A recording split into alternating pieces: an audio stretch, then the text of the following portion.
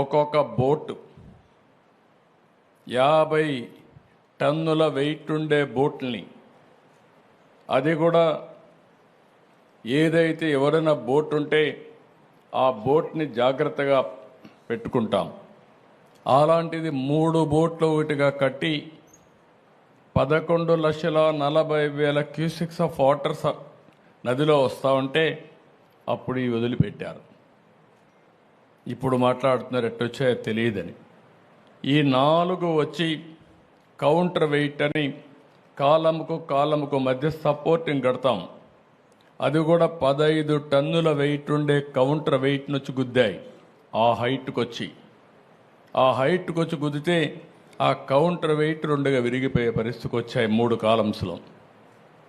అంటే మీరు ఊహించుకోవాలి, అదే కానీ కాలమ్ని కానీ గుద్దుంటే ఈరోజు ప్రకాశం బ్యారేజీ మనం చూసేవాళ్ళం కాదు.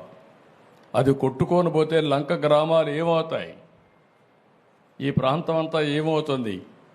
కనీసం అలాంటి బాధ్యత లేకుండా చేసి ఆ రోజు ఇదే చేశారు. బాబాయిని చంపేసి గుండెపోటుగా చిత్రీకరించిన వాళ్ళు ఇప్పుడు బోట్లు వదిలిపెట్టి మాకు తెలియదనే పరిస్థితికి వచ్చారు. కనీసం ఓనర్స్ అనేవాళ్ళు ఆ బోట్లు క్లెయిమ్ చేయలేదు, వచ్చి కొట్టాయి.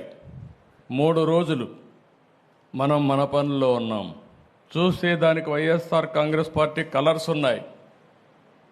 అయితే ఒక్కడు కూడా మాట్లాడకపోతే ఆ నెంబర్లు తీసుకొని వెరిఫై చేస్తే వీళ్ళంతా కూడా వైఎస్ఆర్ కాంగ్రెస్ పార్టీ ఫాలోయర్స్.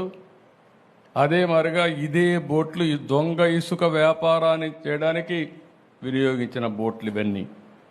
అంటే మనం గుర్తుపెట్టుకోవాలి, నేరాలు ఘోరాలు చేసే దుర్మార్గులు ప్రజా జీవితంలో ఉండి ప్రజల జీవితాలను అతలాకుతలం చేసే పరిస్థితికి వస్తున్నారు.